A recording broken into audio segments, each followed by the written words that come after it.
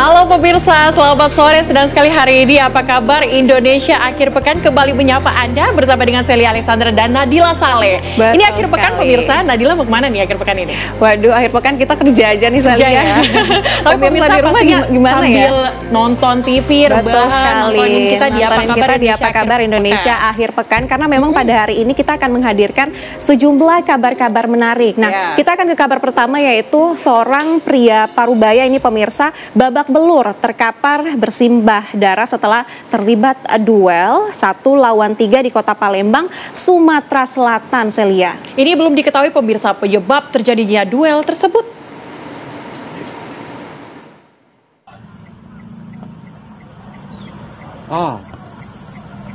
Inilah rekaman video warga yang memperlihatkan seorang pria Parubaya babak belur dan terkapar bersimbah darah setelah dikeroyok atau duel 1 lawan 3 di Jalan Residen Abdul Rozak, Kelurahan 8 Ilir, Kecamatan Ilir Timur 2, Kota Palembang, Sumatera Selatan.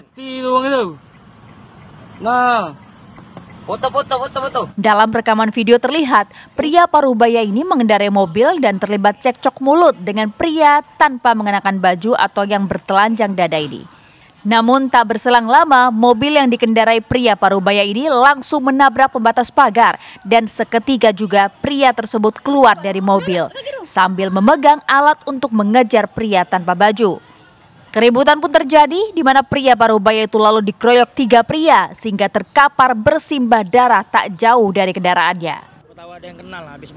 Menurut warga, belum diketahui penyebab keributan antar kedua belah pihak ini.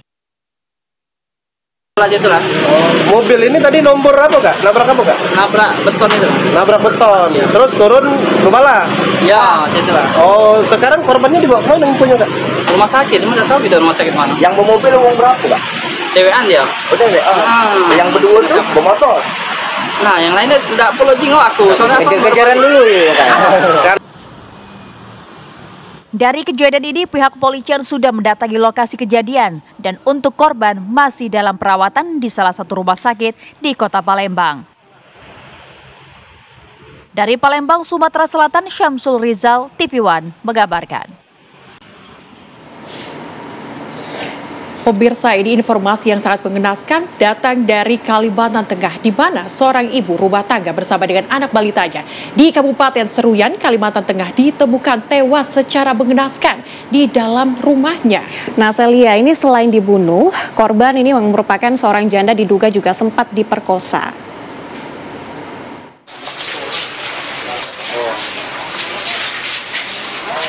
Inilah jasad kedua korban pasangan ibu dan anak warga desa Sungai Bakau, Kabupaten Seruyan, Kalimantan Tengah saat dibawa keluar kamar jenazah RSUD Dr. Murjadi Sampit usai menjalani proses otopsi.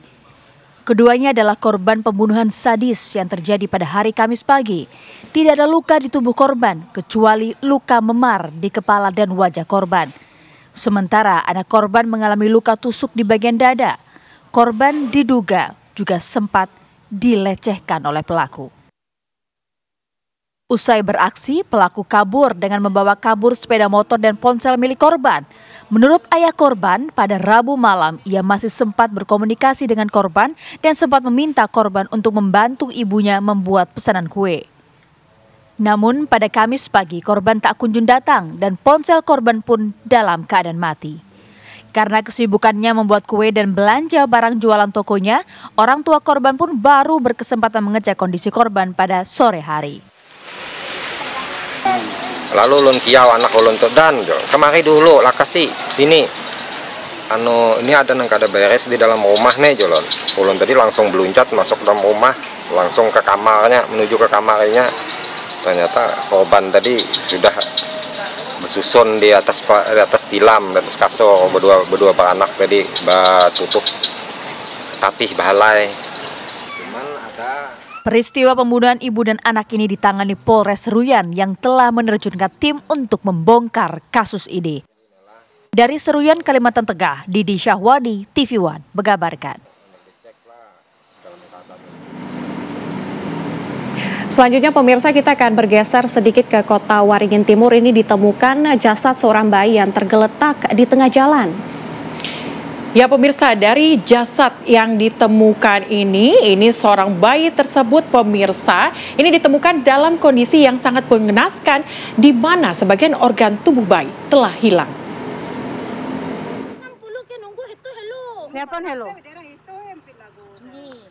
Penemuan jasad bayi di tengah jalan di Kelurahan Kuala Kuayan, Kecamatan Mentaya Hulu, Kabupaten Kota Waringin Timur, sontak menggegerkan warga setempat.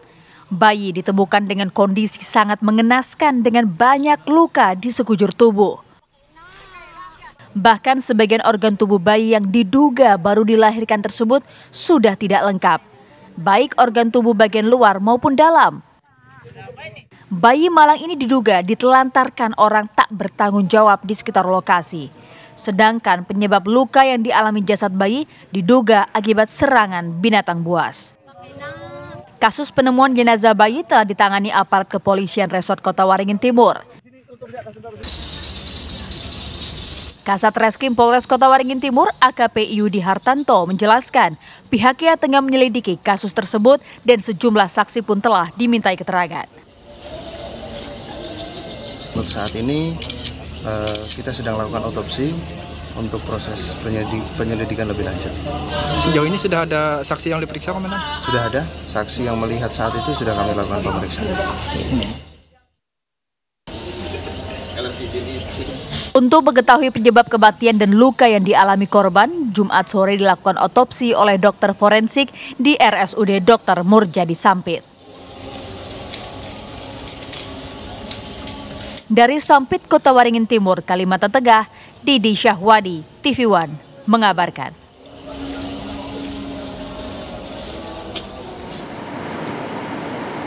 Pemirsa, seorang pria di Jember, Jawa Timur ini mengamuk dan menyerang dua warga dengan senjata tajam. Satu korban tewas dan satu lainnya ini kritis. Polisi masih menyelidiki motif penyerangan yang diduga berlatar belakang pemerasan, pemirsa.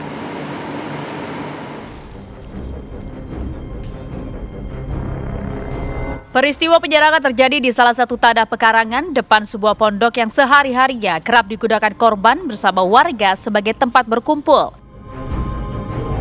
Pelaku tiba-tiba mendatangi pondok yang dijaga oleh dua korban, yaitu Fawajid usia 60 tahun dan Fahris 30 tahun.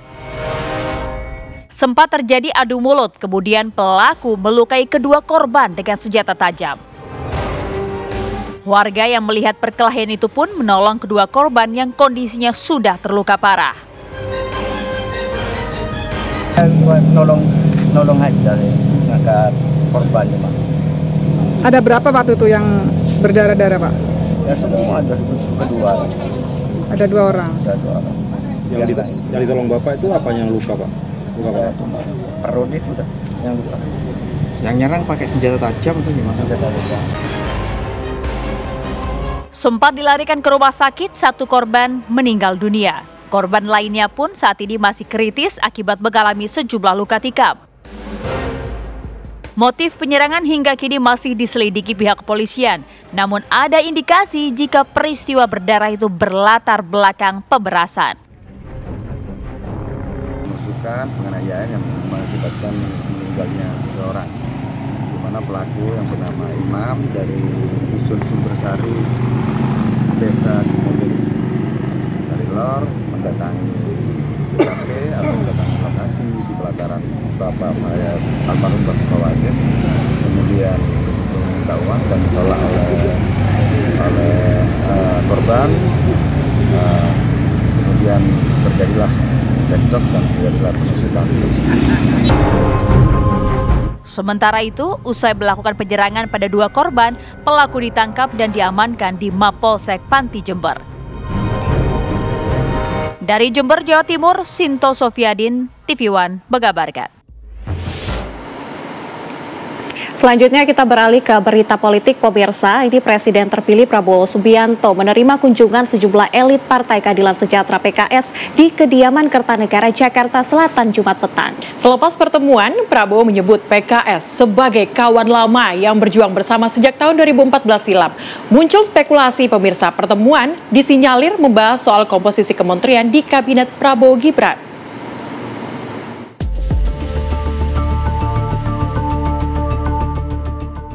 Jelang pelantikan yang tinggal menghitung hari, Presiden terpilih Prabowo Subianto terus membuka komunikasi dengan sejumlah pihak.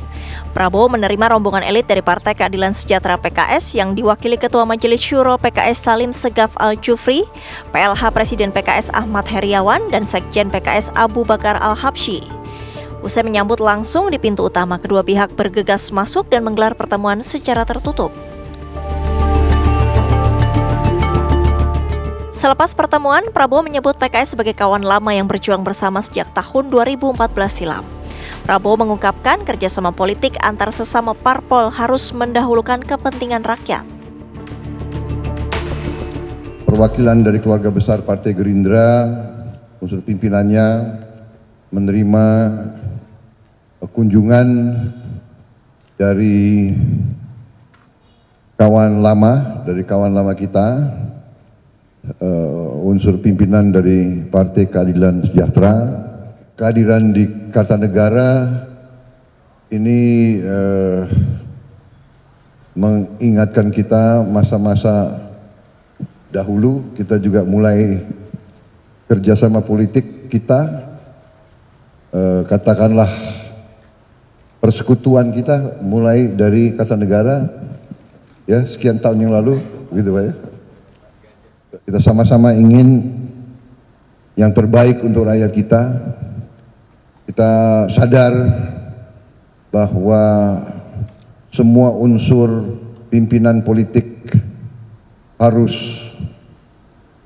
sadar, harus paham dan mengerti kewajiban kita yang mendahulukan dan mengutamakan kepentingan rakyat kita. Sementara itu, Ketua Majelis Syuro PKS Salim Segaf Al-Jufri mengungkapkan pentingnya melibatkan semua pihak dalam mengelola negara, terlebih Indonesia sebagai bangsa besar.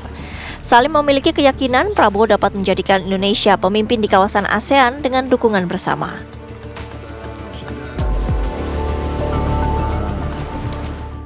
Kita selalu akan mengokohkan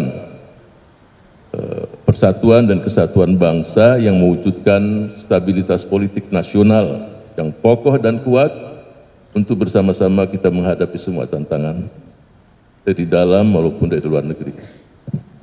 Yang kedua, untuk mewujudkan cita-cita pendiri bangsa di negara yang sangat majemuk ini tidak mungkin dikelola oleh 1-2 kelompok saja, tapi seluruh komponen bangsa harus bersama-sama dengan niat yang ikhlas, hati yang benar-benar punya keinginan yang luar biasa untuk bersama-sama kita menghadapi permasalahan-permasalahan tersebut. Dan yang terakhir, kita sebagai bangsa besar secara teritorial, secara penduduk, secara kekayaan alam, ya kita ingin bangsa kita ini jadi leader di kawasan, pemimpin di kawasan. Ya, dan saya melihat, ini saya melihat dari perjalanan panjang, Bapak Prabowo Subianto mampu untuk menjadi pemimpin leader di kawasan ini. Pertemuan Majelis Syuro PKS dengan Prabowo Subianto di kediaman Kertanegara Jakarta menimbulkan spekulasi terkait pembahasan soal komposisi kementerian di Kabinet Prabowo Gibran. Prabowo disebut akan langsung mengumumkan susunan kementerian dan nama-nama menteri terpilih di kabinetnya langsung usai dilantik pada 20 Oktober mendatang. Tim TV One mengabarkan.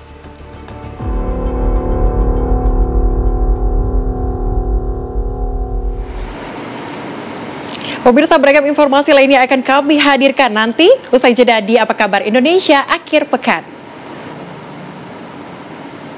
Anda masih bersama kami di Apa Kabar Indonesia akhir pekan. Pemirsa, sosok viral Kiai Haji Sudirman selama 4 tahun konsisten telah membantu mengurus 1.500 jenazah secara gratis di Kota Makassar dan sekitarnya.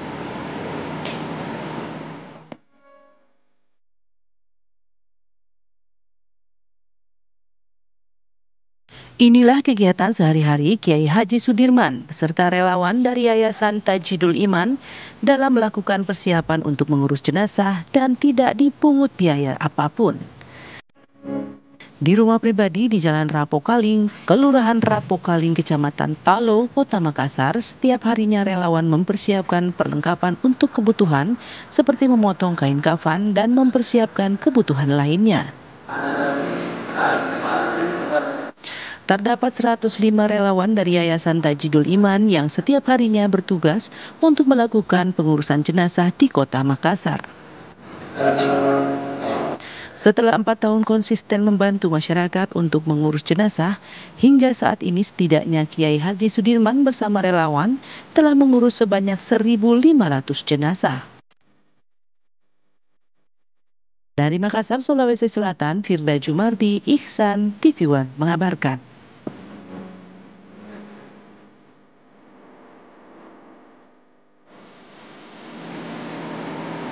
Pemirsa, 4 tahun konsisten telah membantu mengurus 1.500 jenazah secara gratis di Kota Makassar dan sekitarnya.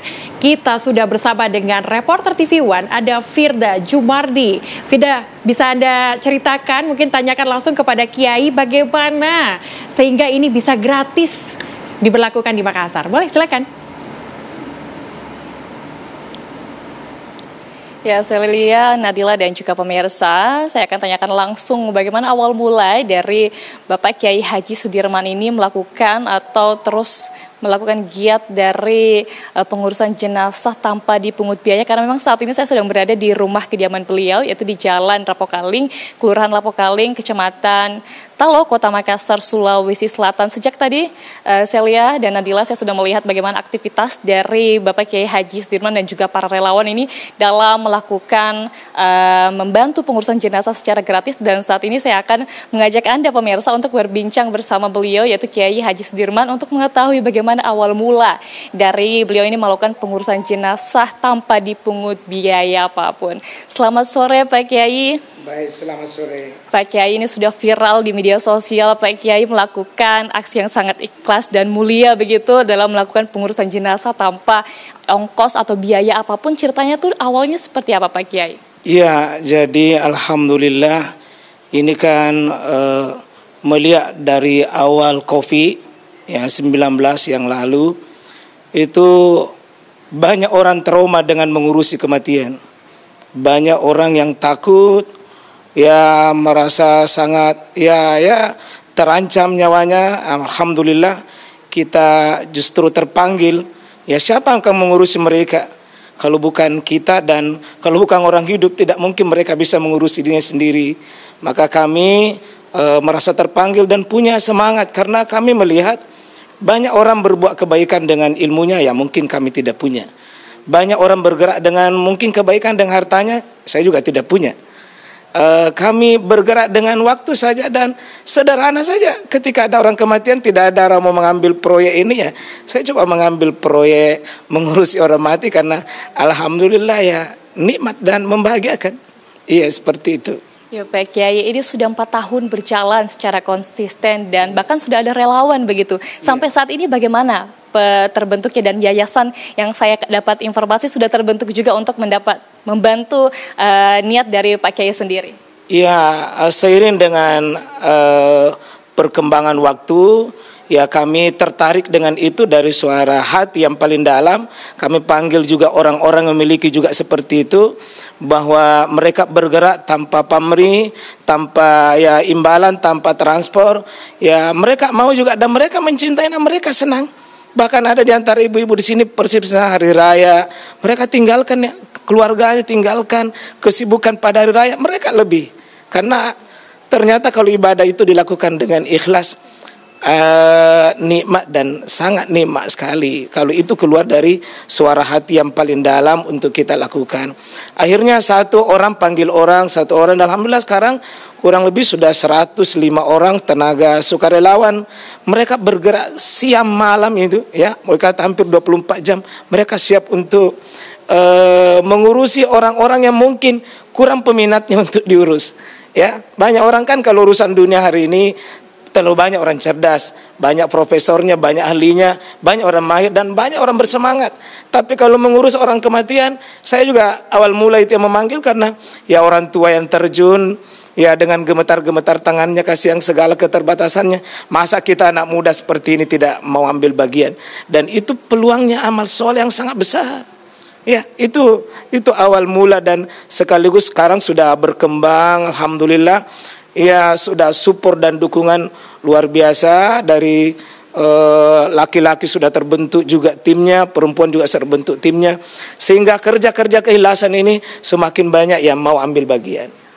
Pak Kiai, tentu kita penasaran ongkos yang gratis ini, memang biaya untuk pengurusan jenazah ini kalau boleh tahu ini Pak Kiai dari mana saja ini? Apakah dari infak atau donatur atau uang pribadi milik Pak Kiai sendiri? Ya kadang-kadang digabung-gabung semua itu ya, bahwa bergerak semua ini memang kan butuh biaya. Seperti kalau pemandi jenazah kan tidak ada biayanya, cukup saja ya siapkan tenaga, siapkan waktu, datang. Alhamdulillah kami punya niat program berikutnya untuk mempermudah kerja ini. Kami butuh semacam mobil operasional. Kami menggerakkan jamaah pengajian yang alhamdulillah juga cukup banyak, sehingga dengan istilah itu uang 1.000 itu kami bisa beli mobil operasional pertama untuk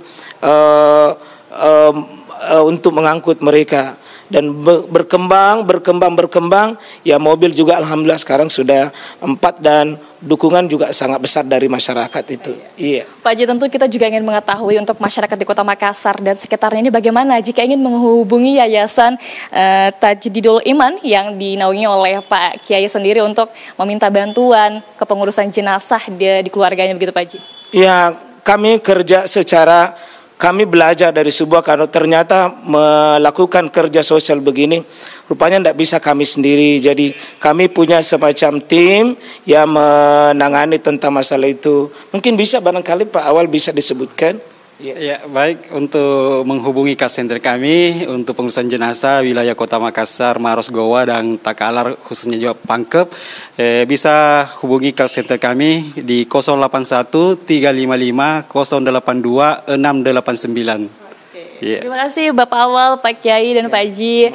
Semoga niat ini terus berjalan dan membantu masyarakat di Kota Makassar dan sekitarnya. Dan pemirsa, itu tadi wawancara saya bersama Kiai Haji Sudirman yang merupakan sosok inspiratif di Kota Makassar yang membantu masyarakat untuk melakukan pengurusan jenazah tanpa dipungut biaya. Demikian dulu yang kami dapat laporkan. Kembali ke Jakarta, Celia Nadila. Baik, mulia sekali ya Celia apa yang dilakukan oleh Kiai Sudirman. Semoga ini bisa menjadi inspirasi bagi kita, terutama anak-anak muda. Jadi contoh juga. Betul sekali. Terima kasih Firda Jumardi mengabarkan langsung dari Makassar. Pemirsa, usai jeda kami masih akan kembali dengan beragam informasi menarik lainnya. Tetaplah bersama kami di Apa Kabar Indonesia Akhir Pekan.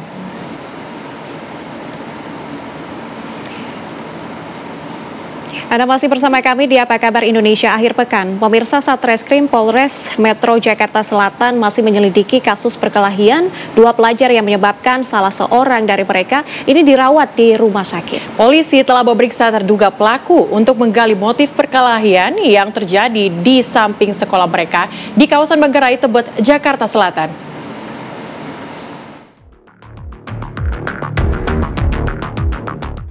Di gang sepak bola yang berada di samping sekolah swasta di kawasan Manggarai Selatan, Jakarta Selatan inilah pelajar kelas 10 berinisial AAP berkelahi dengan pelajar kelas 11 berinisial NA hari Selasa lalu.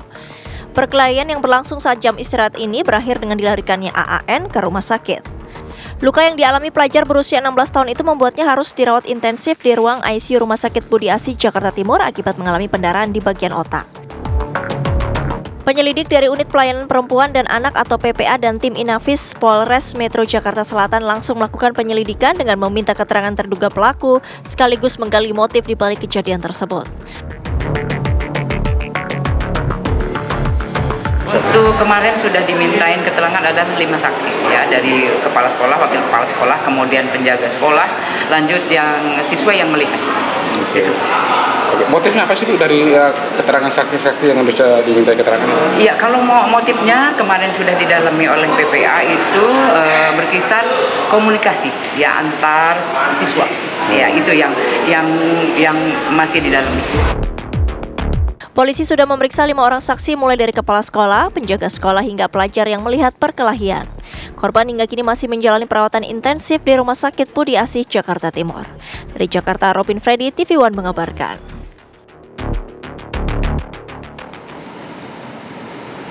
Pemirsa, seperti apa kronologis kejadian dan perkembangan kasus perkelahian antar pelajar ini? Kita tanyakan langsung dengan Saud Habongan Turnip selaku pengacara dari korban. Selamat sore, Pak Saud. Ya, selamat sore Mbak. Pak Saud, boleh Anda jelaskan dan ceritakan kepada kami bagaimana kemudian kronologis dari kejadian sehingga terjadinya perkelahian tersebut? Baik Mbak, jadi sebelumnya kami dari kuasa hukum keluarga korban mendapat kuasa tertanggal 9 Oktober 2024. Pasca menerima kuasa kami mendatangi TKP. Berdasarkan informasi yang kami temukan di TKP bahwa kronologinya berawal dari si korban ini sedang ujian sekitar pukul 11.45 di mana korban dan kakak kelasnya pelaku dalam hal ini telah selesai melakukan ujian pertama dan akan melakukan ujian kedua jam 1, jadi jam istirahat kurang lebih seperti itu. Kemudian pelaku ini membawa korban ke gang sebelah sekolah dengan beberapa temannya. Nah, ini informasi ini belum juga kami pastikan karena perbedaan informasi baik yang dikemukakan oleh pihak penyidik maupun dari pihak kami selaku kuasa hukum. Namun kami tetap akan mencari informasi yang benar yang sesuai dengan fakta yang kejadian. Setelah si korban ini dibawa ke gang sebelah sekolah, kemungkinan besar mereka melakukan perkelahian. Nah, ini jumlah perkelahiannya ini yang belum pasti. Kalau dari kami kuasa hukum, kami menduga ini pelaku bukan satu orang karena mengingat juga kondisi korban yang begitu parah yang sempat tidak sadarkan diri selama 3 hari sejak tanggal 8 Oktober sampai pada tanggal 11 Oktober 2024. Kurang lebih seperti itu, Mbak. Iya, Mas Saud, untuk kondisi korban saat ini seperti apa kondisinya? Ya, untuk kondisi korban, puji Tuhan, alhamdulillah per pagi hari ini korban sudah mulai ada gerakan tangan. Semoga dalam waktu dekat beliau bisa membaik keadaannya dan memberikan keterangan-keterangan yang kita butuhkan karena kami juga selaku kuasa hukum sangat membutuhkan informasi dari si korban karena kami kesulitan mencari informasi yang lebih detail ketika di lokasi maupun ketika di sekolah seperti itu. Oke, tapi apakah mungkin dari keluarga korban maupun korban ini memberitahukan apakah memang kondisi atau kejadian seperti ini sering berulang terjadi? Ya, kalau informasi yang kami temukan dari keluarga maupun dari pihak sekolah bahwa korban ini adalah siswa yang cukup dikagumi dan cukup terkenal di sekolahnya dan belum pernah mengalami perundungan. Ini informasi sebatas informasi awal yang kami terima baik dari pihak keluarga maupun dari pihak sekolah. Namun lebih lanjutnya nanti kita akan tetap mencari informasi yang lebih detail. Kenapa? Karena dugaan kita juga apalagi saat ini pembulian atau perundungan itu sangat sering terjadi. Nah, kita berharap pihak sekolah memang kooperatif memberikan informasi kepada kita secara terbuka tanpa ada yang ditutup-tutupi. Ya, kalau bisa dilihat saat ini dari pihak sekolah seperti apa? Apakah kooperatifkah dengan tindakan yang saat ini terjadi kepada korban? Ya, kalau hingga hari ini sebelumnya kemarin tanggal 11 Oktober kami telah mendatangi sekolah dan ketemu dengan Ibu Sari selaku kepala MA-nya. Beliau menerima kami dengan terbuka dengan baik dan kami menghabiskan kurang lebih 1 jam untuk berdiskusi mengenai kronologi kejadiannya. Namun yang kami sayangkan kemarin kami meminta kepada Ibu Sari untuk dipertemukan atau diberikan informasi mengenai saksi-saksi atau siswa mereka yang lainnya yang hadir pada saat itu, pada saat terjadinya pemukulan terhadap klien kami atau korban, begitu. Baik, Mas Saud, tentunya kita berharap semoga korban bisa mendapatkan keadilan yang pasti dan harus ia dapatkan. Terima kasih, Pak Saud. Dan pemirsa, sejumlah kabar penting dan menarik lainnya masih akan kami hadirkan untuk Anda sesaat lagi. Tetaplah bersama kami di Apa Kabar Indonesia Akhir Pekan. Ada kembali bersama dengan kami di Apa Kabar Indonesia Akhir Pekan, pemirsa. Ini viral di media sosial. 2 orang kakak beradik warga Blora menghentikan kereta yang akan lewat karena melihat ada rel yang terputus. Nah, berkat aksi heroik mereka menyelamatkan perjalanan kereta, kedua kakek itu diberi hadiah uang tunai, ponsel hingga tiket kereta api luxury sebagai penghargaan dari PT KAI.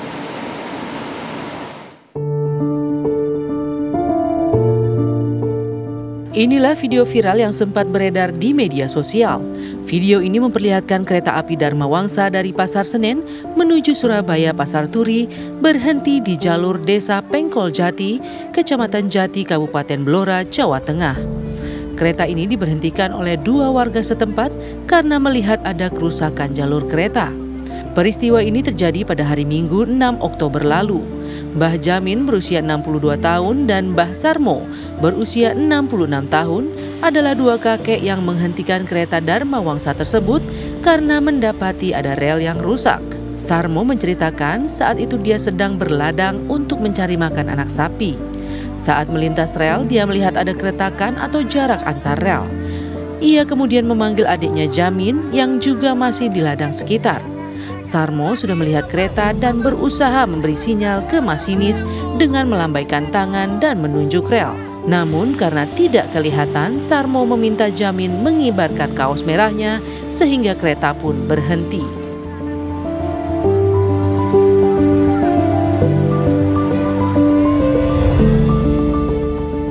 Atas jasa mereka, 2 lansia kakak adik tersebut diundang ke ruang VIP Stasiun Semarang Tawang, Bang Jateng, Jumat siang. Mereka langsung ditemui Kepala Daop 4 Semarang Daniel Yohanes Huta Barat dan jajarannya. Daniel kemudian menyerahkan piagam penghargaan dan sejumlah hadiah mulai dari uang tunai masing-masing 10 juta rupiah, ponsel hingga tiket pulang pergi dengan kereta api KA Luxury. Dari Semarang, Jawa Tengah, Didit Kordias, TV One mengabarkan. Dan pemirsa, untuk mengetahui kronologi peristiwa 2 kakek yang menghentikan kereta api karena ada rel yang rusak, kami sudah terhubung dengan Bapak Teguh Santoso, Kepala Desa Pangkoli Jagong. Pak Teguh, selamat sore Pak. Sore. Halo Pak Teguh. Sore, Mbak. Iya, Pak Teguh, mungkin bisa diceritakan kepada kami bagaimana kejadian awalnya jika Anda bercerita atau mengobrol dengan kedua pahlawan kita. Kanan saya ini Mbak Sarmo, Mbak Jamin. Yang sebelah kiri saya ini Mbak Jamin. Mereka berdua kemarin yang berupaya untuk menyelamatkan kereta api Dharma Wangsa setelah melihat Mbak Sarmo ini ada keretakan di rel. Awal mulanya Mbak Sarmo ini sedang mencari rumput untuk pakan ternak. Mbak Jamin juga demikian. Yang pertama melihat keretakan rel itu Mbak Sarmo, Mbak Sarmo. Jadi Mbak Sarmo melihat lebih dulu, setelah melihat dan mengamati, memastikan bahwa rel itu putus, Mbak Sarmo kemudian memanggil Mbak Jamin untuk mendekat dan juga memastikan rel itu benar-benar putus apa tidak. Setelah dipastikan, Mbah Sarmo ini langsung berlari berapa piket, Mbak? Nah, 3,5 piket. 3,5 piket itu antara 350 meter ya. Lari ke barat untuk mengamankan karena rel itu ada keretanya berasal dari arah barat. Kemudian Mbah Sarmo melambaikan tangan karena ketika itu ternyata ada kereta Dharma Wangsa ini akan melintas. Akhirnya Mbak Sarmo melambaikan tangan gini, Mbak. Nah, gini. Nah, tetapi ketika itu masinis masih belum merespon. Mungkin agak baru ngeh atau belum mengerti ketika Mbak Jamin ini berinisiatif di seberangnya lagi itu membuka kaos merah, ya. Kaos merah kemudian dibentangkan dan seketika itu akhirnya masinis dari kereta Dharma Wangsa tersebut berhenti atau menginjak pengereman dari kereta tersebut. Begitu ya, Mbak. Jadi mereka berdua ini adalah yang kemarin ya, Pak Teguh. Sangat berupaya. Tapi Pak Teguh ya, boleh diceritakan kepada kami bagaimana kemudian kepribadiannya dari kedua kakak beradik ini? Apakah memang aksi heroik yang dilakukan kali ini pertama kali atau seperti apa? Kalau mereka berdua memang sudah, kita warga kampung ya. Warga kampung memang jiwanya menolong, Mbak. Mungkin itu sudah melekat sama Mbak Sarmo dan Mbak Jamin ini. Kerukunan dan aksi-aksi untuk toleransi ini sudah melekat. Apalagi Mbak Sarmo ini dulunya juga pernah ikut bekerja di rel, Pak. Ya dulu waktu muda. Karena kemudian tidak melanjutkan. Jadi paling enggak mereka sudah berpengalaman terkait rel ini bagaimana gitu. Kepribadian sangat baik mereka berdua ini, sangat ramah di lingkungan dan saling suka membantu tetangga. Memang sudah jiwa mbah-mbah ini memang layak jadi contoh untuk kami-kami yang masih muda. Oke. Baik, Pak Teguh, berarti pada saat kejadian itu kedua pahlawan kita ini ada di sekitaran rel kereta api ataukah memang mereka ini tinggal di daerah sekitaran situ, Pak? Mbah Sarmo ini ketika itu sedang mencari rumput. Rumahnya memang di sekitar itu, tetapi masih jarak agak lumayan ke daerah rel itu sedang mencari rumput. Nah, ketika mencari rumput itu Mbah Sarmo mengetahui ada keretakan di rel tersebut, begitu. Mbah Jamin ini juga kebetulan juga mencari rumput karena waktu-waktu sore itu waktu mereka berdua untuk mencari pakan ternak untuk ternak masing-masing. Oke, Pak Teguh, tapi bertanya tidak sama Pak Jamin dan Pak Sarbo ini, takut tidak sih menghentikan kereta yang lajunya cukup kencang begitu? Ini aksi heroik yang luar biasa. Betul. Pak Sarmo, ini pas ngedekai kereta pergi betul. Betul. Oh, nggak takut katanya Mbak, karena ini sudah ada niat yang kuat untuk menyelamatkan orang, jadi mereka berdua memberanikan diri. Sampai Mbak Sarmo ini lari 350 meter ke arah barat untuk mengamankan. Baik, Pak Teguh. Pak Teguh, terima kasih sudah bergabung bersama dengan kami di Apa Kabar Indonesia Akhir Pekan. Semoga aksi heroik ini juga menjadi contoh untuk seluruh masyarakat Indonesia. Terima kasih. Dan pemirsa, kabar tadi sekaligus menutup perjumpaan kita di Apa Kabar Indonesia Akhir Pekan.